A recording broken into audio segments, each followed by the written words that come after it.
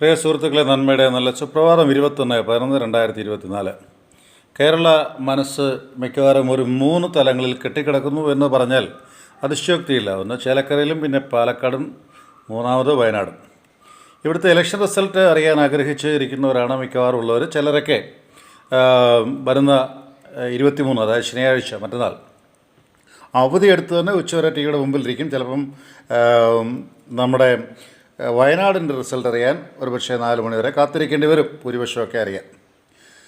എൻ്റെ ഒരു രാഷ്ട്രീയ നിരീക്ഷണത്തിൽ 72.77% ചേലക്കരയിൽ വോട്ട് രേഖപ്പെടുത്തുമ്പോൾ അവിടെ നിന്ന് MLA ആയിരുന്ന കെ രാധാകൃഷ്ണൻ സാറ്, നല്ലൊരു മനുഷ്യനാവില്ലേ, അത് സത്യമാണ്. നല്ല മനുഷ്യനുണ്ടാണ് പുള്ളി അങ്ങനെ ആക്കിയത്, വേറെ കാര്യം. MP സ്ഥാനത്തേക്ക് മത്സരിക്കുക, അവിടെ നിന്ന് വിജയിക്കുകയും ചെയ്തു. അവിടെ അദ്ദേഹത്തിന് MP സ്ഥാനത്ത് അദ്ദേഹത്തിനെതിരെ മത്സരിച്ച ആൾ തന്നെയാണ് ഇപ്പോൾ അവിടെ MLA സ്ഥാനത്തേക്ക് വന്നേക്കുന്നതെന്ന് എനിക്ക് തോന്നുന്നു. എൻ്റെ രാഷ്ട്രീയ നിരീക്ഷണം ശരിയാണെങ്കിൽ അത് രമ്യ ഹരിദാസാണ്, UDF-ൻ്റെ പഴയ MP. അവിടെ UR പ്രദീപ് ഒട്ട് മോശക്കാരല്ല എന്ന ഒരു സത്യം നമ്മൾ തിരിച്ചറിയണം. UR പ്രദീപിന് അവിടുത്തെ നാടും നാട്ടുകാരെയൊക്കെ നന്നായിട്ട് അറിയാം. മുക്കും മൂലം അറിയാവുന്ന ഒരു ഇടത് സഹയാത്രികനല്ല, ഇടതിൻ്റെ ധീരനായ സഖാവാണ് അദ്ദേഹം. രമ്യ നാട്ടുകാരിയല്ല എന്നൊരു സത്യം കൂടി നമ്മൾ മനസ്സിലാക്കണം.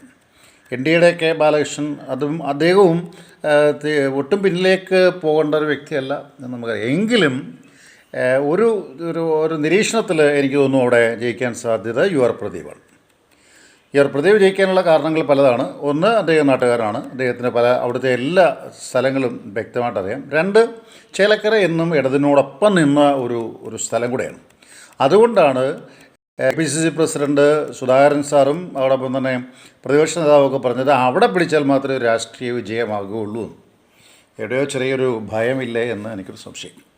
ഇനി അടുത്തൊരു പാലക്കാടേക്ക് വന്നവരാണ്. അവിടെ 3 പ്രധാനപ്പെട്ട വ്യക്തികളാണ്. ഒന്ന് രാഹുൽ മാങ്കൂട്ടത്തിൽ, രണ്ടാമത് സി കൃഷ്ണകുമാർ അവർ, പിന്നീട് ഡോക്ടർ P സരിൻ. ഇവരെ 3 പേരെ കൂടെ തൂക്കി നോക്കിയാൽ ആർക്കും വലിയ മുൻഗണനയൊന്നും കിട്ടാൻ സാധ്യതയില്ല.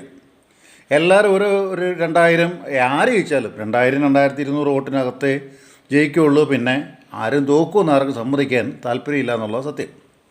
എന്നാൽ എൻ്റെ ഒരു നിരീക്ഷണത്തിൽ രാഹുൽ മാങ്കൂട്ടത്തിൽ 2000-2100 വോട്ടിന് മുമ്പിൽ പോകാനുണ്ട് സാധ്യതയുണ്ട്. സരിന് ഒട്ടും മോശക്കാരനല്ല. സരിന് സൈബറൊക്കെ നന്നായിട്ട് അറിയാവുന്ന ഒരാളാണ്. പിന്നെ അത്യാവശ്യം നന്നായിട്ട് സംസാരിക്കാനും അദ്ദേഹത്തിന് അറിയാം. എന്നാൽ ഇതിനേക്കാളൊക്കെ ഉപരി നമ്മൾ മനസ്സിലാക്കേണ്ട ഒരു കാര്യം, സരിൻ കോൺഗ്രസിൻ്റെ സഹയാത്രികൻ എന്നല്ല, കോൺഗ്രസ്സുകാരൻ തന്നെ ആയിരുന്നു എന്നുള്ളതിന് സംശയമില്ല. കോൺഗ്രസ്സിൽ നിന്ന് അല്പം അധികാരം കിട്ടാൻ വേണ്ടി സ്വല്പ നേരത്തേക്ക് മാറിയുന്നു എന്നൊരു സത്യം മാത്രമാണ് തുള്ളത്. ഇനി അടുത്തത് ഈ CK കൃഷ്ണകുമാർ സാറ് അവിടുത്തെ ജനപ്രിയ നേതാവാണ്. അവിടെ നമ്മൾ കാണുമ്പോൾ അവിടെ ഏറ്റവും കൂടുതൽ ജനങ്ങളെ തിരിച്ചറിയാൻ സാധിക്കുന്ന ഒരു വ്യക്തിയാണ് കൃഷ്ണകുമാർ സാർ. കഴിഞ്ഞ ഇലക്ഷന് നമ്മുടെ മെട്രോ മാനാണ് അവിടെ നിന്നെങ്കിൽ അവിടെ വേറൊരു കാര്യം പാലക്കാടിനെ പ്രത്യേകിച്ച് ആരും തന്നെ പറയാതിരുന്നത് ഒരു കാര്യം എനിക്ക് തോന്നുന്നു TN ശേഷനും മെട്രോ മാനും എന്ന് പറയപ്പെടുന്ന ഇന്ത്യയിൽ ഏറ്റവും പ്രമുഖരായ 2 വ്യക്തികളുടെ സ്ഥലം കൂടെയാണ് പാലക്കാട്. അവിടെ ബുദ്ധിയും വികാസവും തലയൊക്കെ ഉള്ളവരാണ് അവിടെ താമസിക്കുന്നത്, യാതൊരു സംശയമില്ല.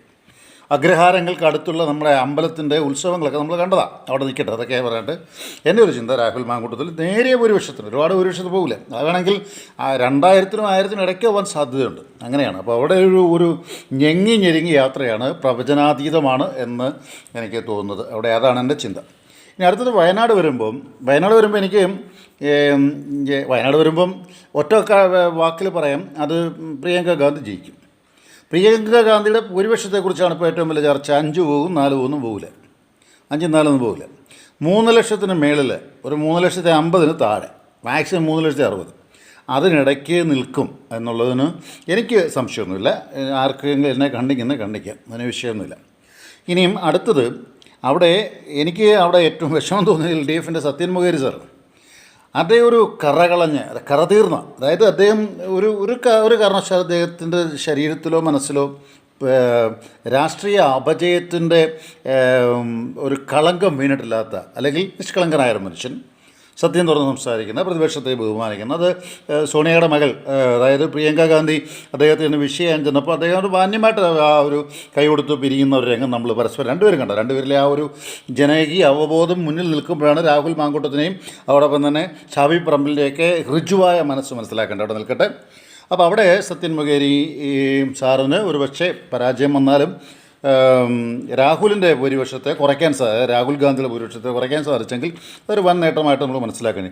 പിന്നെ നവ്യ ഹരിദാസ് എൻ ഡി എയുടെ ഒരു നല്ല പ്രതിഭയുള്ള ഒരു പെൺകുട്ടിയാണെന്ന് എനിക്ക് തോന്നി. പെൺകുട്ടിയല്ല, സ്ത്രീ. ഓക്കെ, പെൺകുട്ടിയാണല്ലോ സ്ത്രീയാവുന്നത്, ഓരോ കുഞ്ഞുങ്ങളാണല്ലോ അച്ഛനമ്മയാകുന്നത്. അതെൻ്റെ അല്ല, വില്യം അഗസ്റ്റെ ഫ്രോബലിൻ്റെ വാക്കാണ്. അപ്പം അവിടെ ആ വ്യക്തി ഒരുപാട് നേട്ടങ്ങളിലൂടെ കടന്നു വന്ന വ്യക്തിയാണ്. അപ്പോൾ അത് ആ പെൺകുട്ടിയുടെ വാക്കിൽ തന്നെ ഒരു കാര്യം പറയാം. നവ്യ ഹരിദാസ് ഒരു ദിവസം നവ്യ ഹരിദാസ് ഒരു ദിവസം പറഞ്ഞൊരു വാക്കുണ്ട്. ഇതിപ്പോൾ രണ്ട് പേര് നമ്മൾ മത്സരിക്കുന്നു. ഇപ്പോൾ കോൺഗ്രസ് ജയിച്ചാലും LDF ജയിച്ചാലും കേന്ദ്രത്തിൽ ചെല്ലുമ്പോൾ ഞങ്ങൾക്കെതിരെ വരും. അപ്പോൾ ഇവർ തമ്മിൽ ഉള്ള ഒരു മത്സരം എന്ന് ചിന്തിച്ചാൽ മതി. എന്നെ ഉപദ്രവിക്കാതെ വിട്ടേക്കുക, പിന്നെ അവരെത്ര വോട്ട് പിടിക്കുന്നു എന്നുള്ളത് പ്രധാനപ്പെട്ട ഘടകം.